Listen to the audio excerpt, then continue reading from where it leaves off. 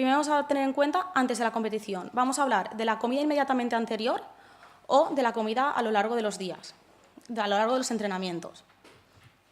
Una alimentación saludable de base. ¿Cuándo sería importante llevar la alimentación saludable de base? En todas las pruebas. Lo que decíamos al inicio, si la alimentación de base y la hidratación de base no son adecuadas, el resto de lo que hagamos no nos va a servir prácticamente para nada. Una carga de hidratos de carbono. ¿Cuándo va a ser necesaria la carga? Como hemos dicho antes, hablaríamos de la media maratón y la maratón siempre y cuando se cumplan las características que estábamos diciendo al inicio.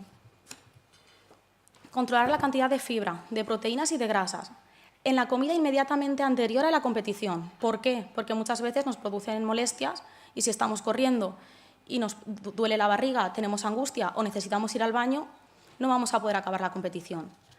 ¿Cuándo es importante hacer esto? En la media maratón y en la maratón, aunque en la 10K es lo que decíamos al inicio, la alimentación de base ya va a ser adecuada, probablemente no esté elevada en este tipo de nutrientes. Una comida anterior a la actividad física, entre 1 y 4 horas, que sea rica en hidratos de carbono, que aporte hidratos de carbono suficientes, que va a ser importante principalmente en la media maratón y en la maratón, pero hay veces que también es importante en la 10K. ¿Cuándo? Cuando decíamos al inicio, si de base no llevamos una alimentación adecuada en cuanto a hidratos de carbono se refiere, vamos a necesitarla.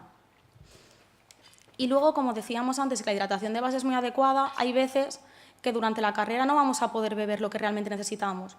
Una forma de poder subsanar este problema es justamente bebiendo un poquito de agua antes. Si tenemos la oportunidad de 2 horas antes de la actividad física beber agua, intentar tomar entre 1 y 2 vasos de agua. Si no tenemos la oportunidad, no nos vamos a beber un vaso de agua a la fuerza 10 minutos antes de competir, porque vamos a querer ir al baño y vamos a notarnos hinchados, nos va a sentar mal.